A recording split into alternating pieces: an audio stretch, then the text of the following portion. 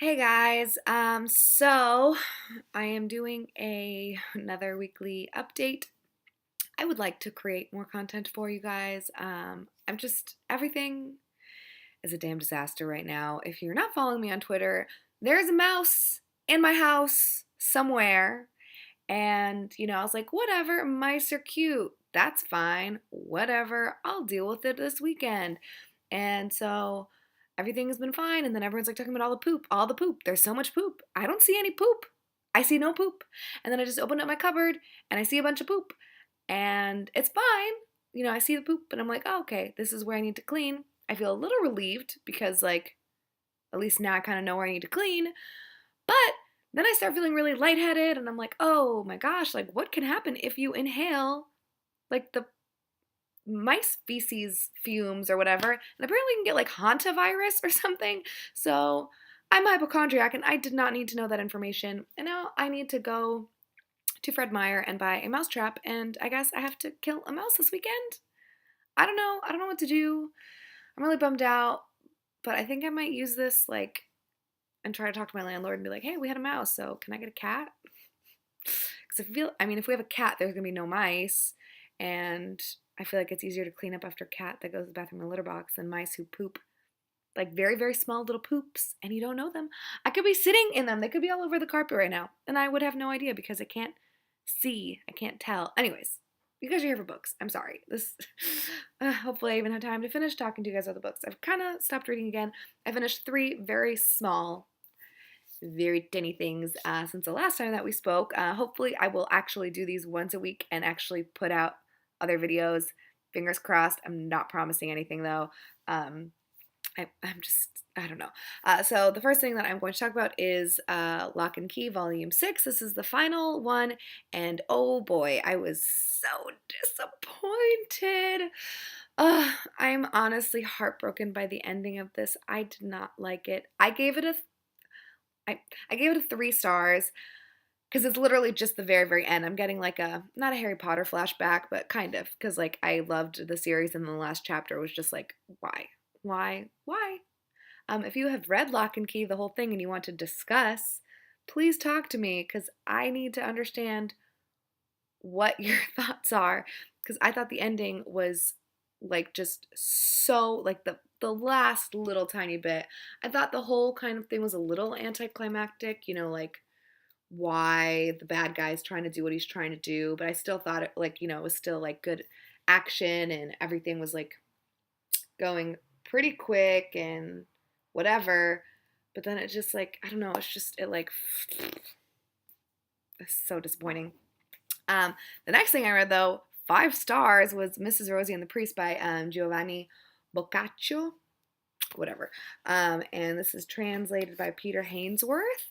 And this is, I guess, parts, like little bits of the Decameron, which is like his like masterpiece. And I need to go buy that because this was so funny.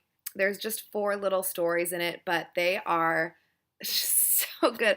On the back it says, Bawdy tales of pimps, cuckolds, lovers, and clever women from the 14th century Florentine masterpiece, the Decameron. And yeah, it is like so funny. It is not, for people. I feel like if you've got like a weird sick sense of humor, you would really, really like this.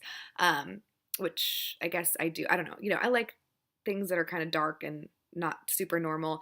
If you're like a nice, proper, whatever. There's like, yeah, I'll just describe this one to you, Mrs. Rosie and the Priest. It's basically a priest tricks a married woman into having sex with him, and it's very, very funny. I know not all of you are going to enjoy that, so it's a good time, though, in my opinion.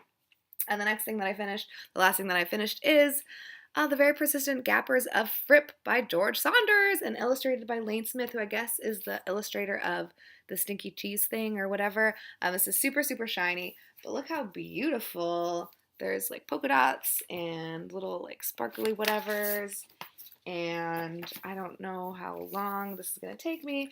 The illustrations, let me see if I can find a good, this is kind of a good page, yeah. It's so beautifully illustrated. It's so nice. This is the story of, oh my gosh, look at how nice. these Frips. Well, let me find a picture. Oh no, they're Frips. They're Gappers. The location that the story takes place in is Fripp, and there's basically three houses, and they each have 10 goats or something, and there's these things called Gappers that really they like are in love with the goats. They love the goats so much, and they just want the goats to like love them back, and they get so excited. They find the goat and they like latch onto the goat, and then they start like squeeing really excitedly and loudly. And so the story is of a very smart Gapper. Let me see if I can find a picture of him. Here's a very smart Gapper. They're so cute. This very, very smart Gapper realizes that one of the houses is closer than the other houses, and so basically instead of all of the Gappers going to all three of the houses and like equally annoying all of the people, they only go to the one yard. And so she's trying to ask for help from her neighbors, and they're not giving it because to them, like, oh, we don't have the Gappers, so we must have done something good, and you have all the Gappers, so you must have done something bad. It is like very, very George Saunders style, like hardcore biting. It kind of fills me with rage because like these people exist who think that they've got everything because they deserve it, and it's like, no. Sometimes you just live closer to the ocean, okay? So, anyways, I feel like I'm yelling. Am I yelling? I'm just very excited right now because I'm just thinking about this mouse. I hope it's just one mouse. I hope it's just one mouse situation. So yeah, I thought this was very, very cute. I got this in my Indispensable subscription box. So in my Indispensable subscription box, I got Lincoln and the Bardo, which I have up top. I haven't purchased anything other than my graphic novel that I showed you already, and basically I guess a subscription box this month, so I'm very proud of myself. But yeah, so this was like the bonus content because each Indispensable box comes with a bonus content, and this one came with this, and I'm so pumped because it was so good. I tried reading some of The Stand. I finished like whatever chapter I was in. I've read 40 pages of this. I'm very sad because I just don't care. And I'm 644 pages into this book, and I am not DNFing this because I'm 644 pages into the book. And I understand that means I've got 800 left. And I know 800 is a lot of time to invest in a book that I'm not really caring about right now, but I don't care. I'm going to keep plugging through, chugging through, whatever. I'm going to keep going for it, even though I'm not enjoying it very much right now, and I'm going to hope that it gets better, because I was really enjoying it at one point, but right now, I think the chapter that I was reading was just, like, slow, and once we get some of, like, the other characters that are, like, quote-unquote bad characters, because, I don't know, I'm sick of reading about good people bore me. I'm sorry.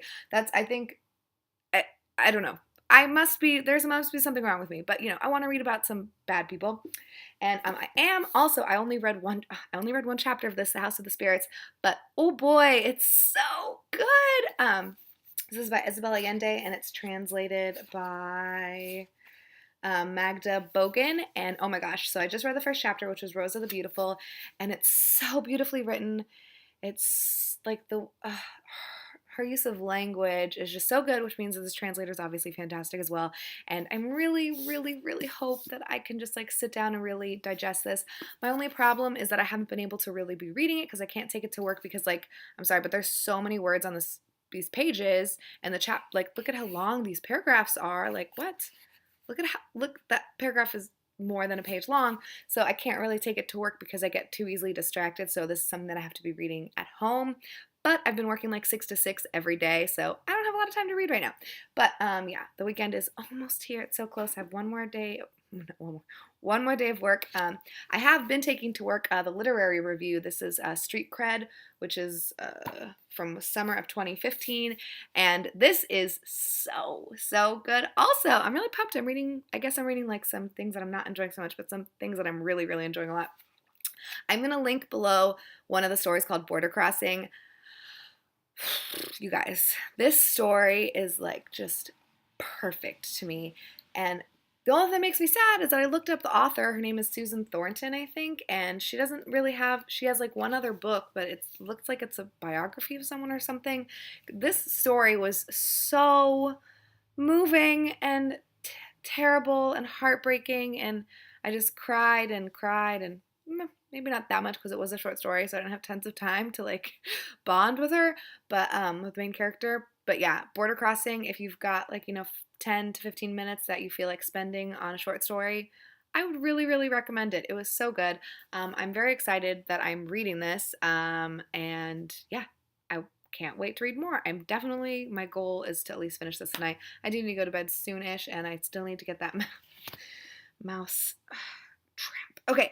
I also want to do a quick little update. I really feel like I'm talking super, super fast and like I'm just yelling at you, and I really, really apologize. I don't know. I want to do a quick little update on the Martha Stewart cookbook situation. My cookbook is in the other room, and so I'm not going to go get it. But so far, so good. I've made some kind of like clam bake situation. I made chicken fried steak and something else that I can't remember, but it was also good. The only thing, I made an Indian pudding, and it tasted like salt to me.